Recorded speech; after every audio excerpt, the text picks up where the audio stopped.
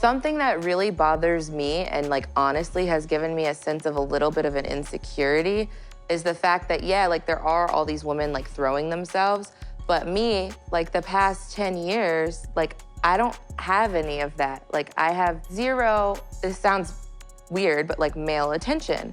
And so then like I begin to internalize it and I'm like, is something wrong with me? You're not looking. All right, Ayesha, I think it's time for a drink. What do you say?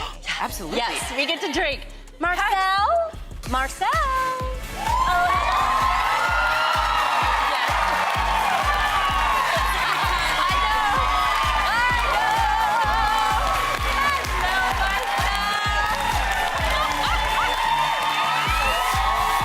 Okay, 4 kids. Did you always knew you wanted a big family? No. So, I didn't want kids. I didn't want to get married. I thought I was going to be career girl and that's it. And I had my eyes set on my goals. And I was never the little girl that like dreamt about the wedding dress and all of that. And then it happened so early in my life. So it's like, it's one of those things like you don't know what you actually don't know what you want. Man, Charleston White just dragged Steph Curry like never before. He straight up called Steph out for letting Ayesha run wild. Said Ayesha's the one calling all the shots while Steph's out here looking soft. And after Ayesha's new interview where she hinted she never really wanted the marriage or even the kids, Charleston saying Steph's too busy playing nice while his own wife's out here embarrassing him in public. Steph Curry better than them niggas on phone them. Curry can shoot from the other side of the court. Now the street's saying Steph been married to a street pass, not a wife. And right from the jump, Ayesha been showing that folks just didn't pay attention back then. According to Charleston, she been straight up disrespectful to Steph from day one, and the receipts been there clear as day. The first real sign came back in 2016. That was the night LeBron dropped 41 points, forcing Game 7 in the NBA Finals. Golden State was supposed to be untouchable that year. Steph on top of the world, the golden boy of basketball. But when they lost that lead, Ayesha jumped on Twitter and wrote, "The NBA is rigged," said she's seen it with her own eyes. Now that might sound harmless to some, but word is, that was the first time she showed she didn't care how her words could hit her man's career. Steph had always been the clean one. No scandals, no drama, no dirt, just faith, family, and focus. But his wife, she been quick to run her mouth, even when it made him look weak. Remember that red table talk with Jada Pinkett Smith, the table where relationships go to die? That's when Ayesha looked the whole world in the eye, even with Steph's mother present, and said she wasn't getting male attention, said she felt invisible while women were throwing themselves at Steph, to which her mother-in-law responded that she ought not to be looking for that. Something that really bothers me and like honestly has given me a sense of a little bit of an insecurity is the fact that, yeah, like there are all these women like throwing themselves, but me, like the past 10 years, like I don't have any of that. Like I have zero, this sounds weird, but like male attention.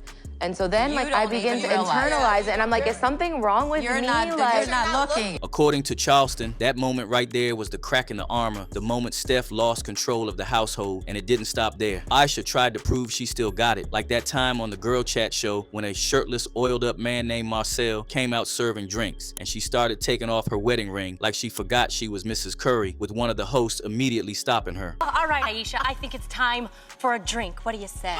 Absolutely. Yes, we get to drink. Marcel? Marcel?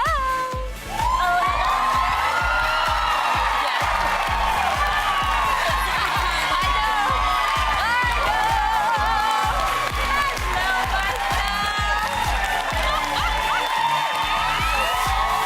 At the time, it felt like just another joke, but now, folks connecting the dots, saying that was her testing the waters, wanting to see if she could still make men look twice. Now that doesn't seem like no normal wife behavior, especially when your husband one of the most respected men in sports. And in that same interview, she also revealed Steph's unusual fondness for feet, something that's ought to be kept private. But my husband really loves my feet. Oh, I love that. And so, like, the light was hitting him just right that day. And so I was like, let me just snap this photo and send him a picture of my feet.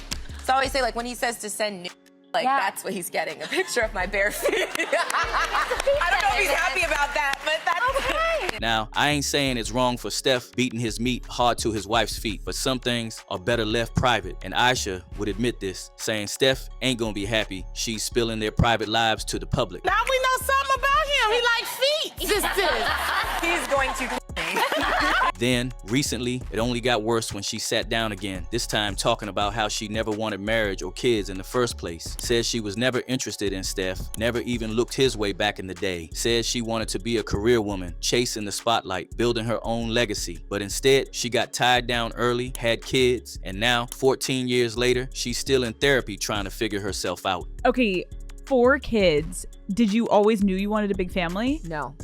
So, I didn't want kids. I didn't want to get married.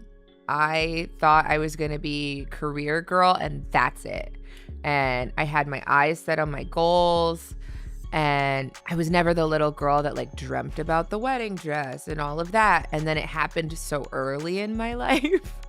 So it's like, it's one of those things like you don't know what you actually don't know what you want. I remember there being a and being like, I have goals for myself. Like, this doesn't feel right. I love being a mom, but I love doing other things too. And I need to get my together and figure out what that looks like for myself now. Okay, rewind 2 steps. Yeah. Would you give to someone listening of like how to embrace when your timeline suddenly changes? Oh, there's no such thing as a timeline, I think is the bottom line. Things are going to shift. Like life is ebbs and flows and you just kind of have to roll with the punches. Sometimes stuff's going to suck, like, but you can always recover. And I think it's important also, like sometimes you can feel like you're in your own bubble or like feel isolated or like you're the only person experiencing that thing, but there's always like a resource or there's always a community of people who are experiencing similar things. And that hit a nerve because while she's painting this picture of being unfulfilled, Steph been nothing but loyal, calm, and unproblematic. But the way she talks is like she living under his shadow, like she resents the life he gave her. The street saying that interview rubbed folks wrong. One dude wrote, "This victimhood status thing has to end. Talk about having everything, not being enough. Sorry, Steph and kids." Another said, "She sounds like she is not fulfilled as a mother and wife." And according to Charleston, that's the kind of energy that breeds distance, slow, silent distance that destroys even the strongest bonds. Looks like Steph living with a woman who don't see herself as his wife, but as a brand. But Charleston ain't the only one talking. Plenty of folks in the industry, like comedian Godfrey, been loud about it too, saying Ayesha's ego done inflated since she got fame. They saying she's been using Steph's name as a launch pad, from cookbooks to talk shows to brand deals. Every door she walked through opened because of that Curry last name, but now that she's standing tall on her own platform, acting like she got there solo. I didn't really want to get married to him. He always gets all this attention, and I think personally that he's a great family man. He's a great husband. I think he shows lots of respect to his wife. You don't ever hear any controversy about this brother. He's a producer. I actually did some voices on an animation series that he has. He's fantastic.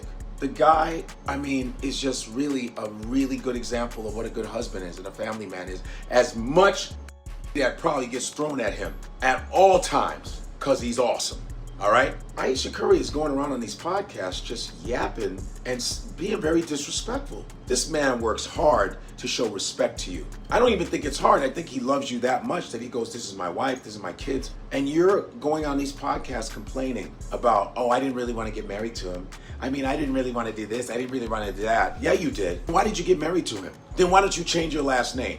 I bet you if you divorced him, you'd keep the last name. And I'm not trying to put her down at all, but I don't like what she's saying. And the street saying the saddest part, Steph letting it all slide, he don't clap back. He just smiles, keeps playing cool, and pretends like nothing's wrong. Some folks saying that's love, others saying it's reckless and could lead to something more serious. One user wrote, "I smell a divorce in their near future." Another said, "She probably knows very well that all her successful ventures are 99% due to her marriage to Steph Curry, hence the inferiority complex and insecurity. Cause truth is, Ayesha's been on this wave for a while, chasing attention, chasing independence, talking like she the one who got away, not the one who stayed. Every interview she does, she sound like she explaining why she settled, not why she's grateful. And the street still remembers Jada Pinkett Smith sitting there, giving her that nasty little advice, saying she should find herself, explore her truth, and not let the title of wife define her." When your radar's turned off, because I dealt with that for years too, like, and I was young, like you. Yeah, like, that's oh my not God, fair. I mean. Because I don't want it, but Yeah. it'd be nice to know that, like,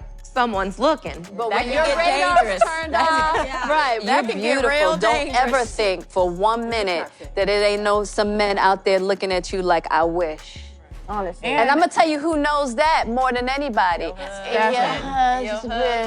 And on Word on the street is that's the same advice that wrecked Jada's marriage, and now it's bleeding into Ayesha's. One user hit hard saying, Jada giving relationship advice is like asking a barber to be your surgeon. Another wrote, she's taking advice from Jada, rest in peace to her marriage. And here's where it gets deeper. Word on the street says, Ayesha's been working with new PR teams, folks who specialize in image reinvention, the kind who turn celebrity wives into solo brands, prepping for independence. And that got people talking, because if she really didn't want to be married, and if she's still trying to find herself after all these years, how long before she decides she don't need Steph to finish that journey? The street's saying this could be the calm before the storm, and if something don't change fast, the Curry family brand might be heading for its biggest fourth quarter upset yet. So what do you think, Steph being too soft or Ayesha out here showing no respect? Drop your takes in the comments, and if you're all in for raw truths and bold takes, hit that like, subscribe, and click on that next video popping on your screen now.